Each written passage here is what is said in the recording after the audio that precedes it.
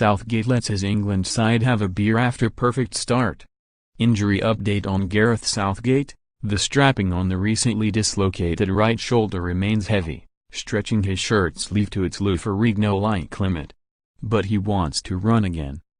Indeed, he is trying to persuade the team doctor to let him run while he remains in Russia. "We're in negotiations," he confirms. And why? Because these are the moments that are precious to the England manager. The moments when he has time to himself, his thinking time. After watching his side secure their passage to the last 16 of this World Cup with that storming display against Panama, Southgate was asked how he copes with the pressure of leading the national team. While he takes care of his players and the staff, is anyone taking care of him? Someone suggests the team psychologist, Dr. Pippa Grange, would be someone he could turn to when he needs a sounding board. "Pippa is around the hotel all the time if we need to speak, but, for me, normally exercise is the most important thing," he said. "That's proving more complicated now. I'm on the Watt bike, state-of-the-art exercise bike, at the moment, which I'm not enjoying. But you have to switch off and find time. I get energy from being on my own, so I have to make sure I recognize the moments to find some space, get thinking time, get away. Other people get their energy in the group. And managing our energy, as a collective, is really important over the month. You can keep pushing and pushing, but you have to take moments to relax and unwind. But I'm very clear in my mind what I need and how to manage myself." When he is not falling over, running through the forest in Rapino is ideal. It is time alone and time when he can plot England's next steps through this tournament. Right now there is plenty for him to consider, starting with what team to select for Thursday's final group game against Belgium when qualification to the knockout stages is already guaranteed for both sides. In the Nizhny Novgorod stadium on Sunday, Southgate said he would first allow his players some time to relax and enjoy their victory. "When we get back, it's an important moment to get the music on and have a couple of beers," he said. "We should enjoy the win, enjoy the fact we've qualified, then we can start the process of the next phase. When I look back, we didn't really enjoy qualifying for the World Cup as much as we should have done, so we want to get that right this time."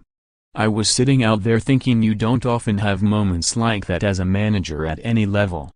But what does Southgate do now when Thursday's game in Kaliningrad represents an opportunity to rest key players, but the final places in Group G are yet to be decided? According to sources in the Belgium camp, Roberto Martinez and his squad would prefer to finish second, allowing them to play their last 16 match in Moscow, where they are based, and put them on course for a quarter-final with Mexico or Switzerland, assuming they first conquered Japan, Senegal or Colombia. The alternative, of course, is likely to be Brazil or Germany in the last 8. Southgate insists he is not thinking that way, highlighting the last European Championship as a reason why any attempt to plot a path through the tournament is a pointless exercise. In the England camp there were celebrations when it emerged they would be meeting Iceland, and look how that turned out.